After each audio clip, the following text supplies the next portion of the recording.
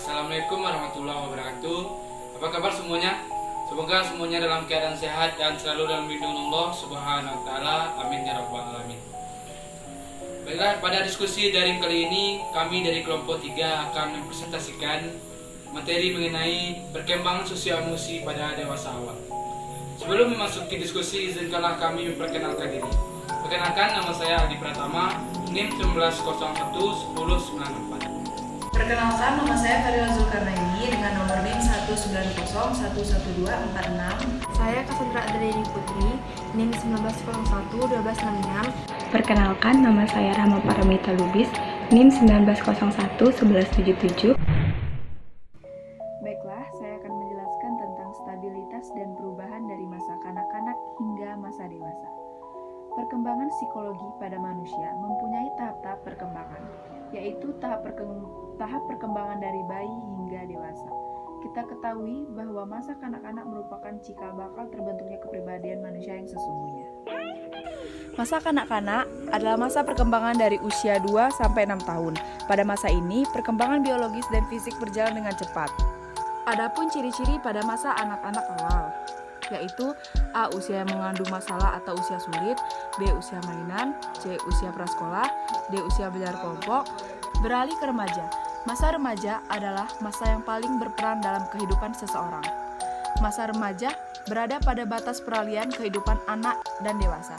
Adapun ciri-cirinya yaitu A. Peningkatan emosi yang cepat, B. Perubahan fisik secara cepat, C. Perubahan nilai, D. Perubahan menarik bagi dirinya, E. Kebanyakan bersikap ambivalen.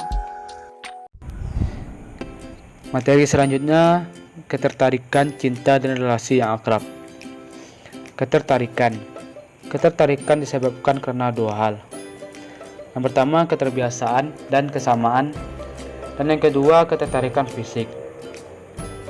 Keterbiasaan dan kesamaan. Kebiasaan mendahului terjadinya relasi dekat. Contohnya, semakin terbiasa seseorang bertemu dengan temannya, maka relasi mereka besar kemungkinannya akan semakin dekat. Psikolog sosial mengatakan bahwa keterbiasaan adalah kondisi yang diperlukan agar relasi akrab dan berkembang dalam banyak kasus. Kawan dan kekasih adalah orang yang saling mengenal sejak lama. Secara keseluruhan, kawan atau kekasih lebih banyak kesamaan dengan kita dibandingkan ketidaksamaannya. Kawan dan kekasih cenderung memilih sikap, nilai, gaya hidup, dan daya tarik fisik yang menyerupai satu sama lain. Meskipun demikian, ada beberapa karakteristik perlawanan yang mungkin juga menjadi daya tarik. Selanjutnya, ketertarikan fisik. Matching hipotesis yaitu menyukai orang-orang yang lebih menarik, namun kenyataannya memilih yang menyerupai level ketertarikan baik fisik maupun atribut sosialnya. Adanya perbedaan pandangan antara laki-laki dengan perempuan dalam mengenali atau dalam mengenai penampilan, di mana laki-laki lebih mementingkan fisik dari perempuan. Dan ada kriteria fisik dapat dipengaruhi oleh budaya serta berubah-ubah. Kedekatan fisik tidak menjamin bahwa kita akan membangun hubungan positif dengan seseorang. Keakraban dapat terbangun menumbuhkan kebencian, tetapi keakraban adalah kondisi yang diperlukan untuk terbangunnya suatu hubungan dekat. Materi selanjutnya adalah cinta. Bicara tentang teori cinta, beberapa ilmuwan psikolog yang juga memberikan penjelasan, diantaranya Baron dan Bayen pada tahun 2000. Mereka menyatakan pandangannya tentang cinta yang dianggap sebagai kombinasi segala yang dirasakan seseorang, pengenalan dan aktivitas pada hubungan intim. Untuk memahami cinta secara mendalam, Steinbeck pada tahun 1986 mengajukan sebuah model yang dinamakan dengan teori segitiga cinta. Teori segitiga cinta adalah menyatakan bahwa cinta memiliki 3 bentuk utama, yaitu yang pertama, keintiman, yaitu perasaan emosi yang mengandung kehangatan, kedekatan, dan berbagai dalam sebuah relasi. Keintiman merupakan cinta yang umum dimiliki dalam pertemanan. Keintiman ditandai dengan keterbukaan diri dan berbagi pikiran personal. Tahapan menurut Erikson adalah intimacy versus isolation. Yang maksudnya adalah keintiman sebagai proses menemukan diri sendiri sekaligus peleburan diri sendiri di dalam orang lain. Dan jika gagal, orang tersebut akan mengalami isolasi. Selanjutnya, yang kedua, gairah. Gairah adalah daya tarik fisik dan seksual terhadap orang lain. Ini yang biasa disebut dengan pandangan pertama atau godaan. Dan yang ketiga adalah komitmen. Komitmen adalah penilaian kognitif mengenai relasi dan intensi untuk mempertahankan relasi meskipun relasi itu menghadapi masalah. Tipe ini biasa terjadi karena ada rasa tanggung jawab dan kewajiban. Jadi itulah teori segitiga Steinberg, yang mana apabila ketiga hal tersebut terpenuhi, maka terjadilah cinta yang sempurna. Selanjutnya, relasi yang akrab. Persahabatan dewasa salah satu cirinya adalah adanya kepercayaan, keintiman, dan loyalitas. Pola persahabatan laki-laki dan perempuan memiliki perbedaan seperti persahabatan pada wanita, mereka lebih membuka diri dan lebih intim. Sedangkan pola persahabatan pria, mereka lebih kurang menceritakan kelemahannya, lebih menjaga jarak, ingin solusi praktis, dan tidak jarang mereka sering berkompetitif. Sedangkan pola persahabatan antara pria dan wanita ada beberapa sebab. Salah satunya ingin mendapatkan pengetahuan dan pemahaman keyakinan, atau karena mereka ada kesamaan aktivitas, atau bahkan persahabatan yang mana dikarenakan perasaan, minat, dan karakteristik. Baiklah, kita akan masuk ke materi yang ketiga, yaitu gaya hidup orang dewasa. Ada 6 macam gaya hidup orang dewasa. Yang pertama yaitu singlehood, yang kedua kohabitasi, yang ketiga menikah, yang keempat bercerai, yang kelima menikah kembali, dan yang keenam gay dan lesbian. Nah, kita masuk ke gaya hidup yang pertama, yaitu ada singlehood atau bisa disebut juga dengan hidup melajang. Hal ini terjadi karena adanya kecenderungan untuk menunda pernikahan karena melihat tingginya angka perceraian. Orang-orang yang memilih gaya hidup singlehood ini memiliki banyak keuntungan. Di antaranya dapat menjelajahi berbagai tempat dan mencoba hal baru. Lebih mudah untuk fokus dan mengejar karir serta mengembangkan minat mereka. Membuat sendiri keputusan hidupnya dan privasinya biasanya lebih terjaga. Namun mereka biasanya memiliki masalah dalam menjalin relasi akrab dengan orang lain, dan biasanya mereka akan merasakan yang namanya kesepian. Selanjutnya kita akan masuk ke gaya hidup yang kedua, yaitu kohabitasi atau biasa dikenal dengan kumpul kebo. Merupakan gaya hidup bersama dan melakukan hubungan seksual tanpa adanya pernikahan. Hal ini sering terjadi di beberapa negara di luar negeri.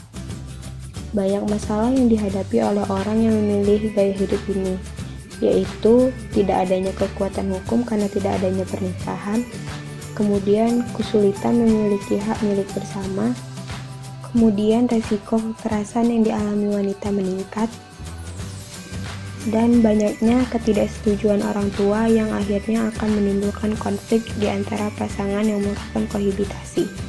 Selanjutnya gaya hidup yang ketiga yaitu menikah. Biasanya semakin bertambahnya usia individu, maka pikiran untuk menikah akan menjadi lebih besar. Adapun keuntungan pernikahan yaitu tercapainya kesehatan fisik dan mental yang lebih baik dan kehidupan yang lebih panjang. Gaya hidup yang keempat yaitu bercerai. Biasanya hal-hal yang menyebabkan suatu pasangan bercerai ialah mereka biasanya menikah di usia muda, kemudian pendidikan yang rendah, dan kemiskinan. Pria dan wanita yang bercerai akan mengalami kecemasan dan kesulitan memulai relasi yang baru. Nah, kita masuk ke gaya hidup yang kelima yaitu menikah kembali. pria cenderung lebih cepat menikah kembali dibandingkan wanita setelah bercerai. Adapun keuntungan menikah kembali yaitu memperbaiki status finansial. Biasanya wanita akan memikirkan untuk menikah kembali karena memikirkan finansial mereka. Kemudian apabila mendapatkan pasangan yang benar-benar cocok setelah menikah kembali, hidupnya akan lebih bahagia. Namun akan ada kemungkinan permasalahan yang akan muncul setelah menikah kembali, biasanya dalam hal mengurus anak, dan kemungkinan akan terbawanya pola negatif dari pernikahan sebelumnya. Nah, kita masuk ke gaya hidup yang terakhir, yaitu gay dan lesbian. Relasi gay dan lesbian serupa dengan relasi heteroseksual dalam hal kepuasan, cinta, kegembiraan, dan konflik. Gay dan lesbian lebih fleksibel dalam menentukan peran gender mereka. Biasanya mereka melakukan kohabitasi karena mereka tidak dapat menikah dan tidak dapat melaporkan pernikahan mereka. Di Indonesia sendiri, gay dan lesbian dianggap buruk dan tidak diperbolehkan. Kemudian, juga menurut agama, gay dan lesbian juga merupakan dosa besar. Selanjutnya, saya akan menjelaskan tentang pernikahan dan keluarga. Yang pertama itu ada pernikahan. Pernikahan adalah ikatan lahir batin antara seorang pria dan seorang wanita sebagai suami istri dengan tujuan membentuk keluarga yang bahagia. Pernikahan itu dimulai tentang kehidupan dewasa muda yang diantaranya itu berusia 20-40 tahun. Dari semua persiapan pernikahan, yang paling penting itu adalah persiapan mental. Persiapan mental itu dimulai dari mengenal dan memahami pasangan, serta memahami arti pernikahan itu sendiri. Dan juga bagaimana kita membina hubungan sosial yang harmonis. Masa awal pernikahan itu adalah masa-masa yang paling sulit untuk pasangan suami istri yang baru dikarenakan kemungkinan terjadinya perdebatan yang tidak diinginkan, seperti si istri kemungkinan tidur dengan lampu yang menyala dan si suami tidur dengan lampu yang tidak menyala. Nah, di saat seperti itu harus ada yang mengalah di antara salah satu. Jika tidak, itu akan memulai perdebatan-perdebatan yang tidak diinginkan. Di sini ada beberapa prinsip pernikahan.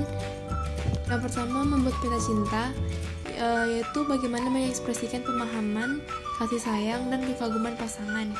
Yang kedua, memelihara kasih sayang dan kekaguman, seperti saling memberikan pujian satu sama lainnya. Yang ketiga, mengarahkan diri pada pasangan. Bukan berarti kita itu harus berpaling dari pasangan kita. Kita itu harus menghormati dan menghargai bagaimana perbedaan pendapat antara kita dengan pasangan kita. Yang keempat, membiarkan pasangan mempengaruhi diri kita, seperti kompromi dan bagaimana dalam pengambilan keputusan. Yang kelima, memecahkan konflik yang dapat dipecahkan. Ada dua tipe masalah. Yang pertama, masalah terus-menerus ada atau berbeda pandangan. Yang kedua, masalah yang dapat dipecahkan. Nah, bagaimana kita itu dapat memecahkan masalah-masalah tersebut? Yang selanjutnya adalah keluarga. Keluarga itu adalah perkumpulan dua atau lebih individu yang diikat oleh hubungan darah. Yang kedua, memelihara kasih sayang dan kekaguman, seperti saling memberikan pujian satu sama lainnya. Yang ketiga, mengarahkan diri pada pasangan. Bukan berarti kita itu harus berpaling dari pasangan kita. Kita itu harus menghormati dan menghargai bagaimana perbedaan pendapat antara kita dengan pasangan kita. Yang keempat, membiarkan pasangan mempengaruhi diri kita, seperti kompromi dan bagaimana dalam pengambilan keputusan. Yang kelima, memecahkan konflik yang dapat dipecahkan. Ada dua tipe masalah. Yang pertama, masalah terus-menerus ada atau berbeda pandangan. Yang kedua, masalah yang dapat dipecahkan. Nah, bagaimana kita itu dapat memecahkan masalah-masalah tersebut? Yang selanjutnya adalah keluarga. Keluarga itu adalah perkumpulan dua atau lebih individu yang perkawinan atau adopsi, dan tiap anggota keluarga berinteraksi satu sama lainnya. Cara masuk dalam keluarga ini itu melalui kelahiran, pengadopsian, pengangkatan, ataupun dengan pernikahan yang tadi. Nah, setelah menjadi keluarga tadi, anggota keluarga itu harus berupaya untuk menyesuaikan dirinya agar keluarga itu bisa berfungsi sebagai suatu kelompok yang stabil. Karena kalau misalkan tidak bisa menyesuaikan diri, perubahan yang terjadi dalam interaksi keluarga itu bisa berpengaruh terhadap mungkin anak dengan perkembangannya, seperti berkurangnya pekerjaan yang dilakukan di dalam rumah, anak lebih banyak menghabiskan waktu di luar, atau perceraian. Jadi betapa pentingnya interaksi yang baik di keluarga satu sama lain. Ada beberapa tahap perkembangan keluarga. Yang pertama itu ada keluarga baru, yang kedua keluarga dengan kelahiran anak pertama, yang ketiga keluarga dengan anak usia prasekolah, yang keempat keluarga dengan anak usia sekolah, yang kelima keluarga dengan anak remaja, yang keenam keluarga dengan anak dewasa, yang ketujuh keluarga usia pertengahan, dan yang kedelapan keluarga orang tua usia lanjut. Sekian materi penjelasan dari saya. Terima kasih.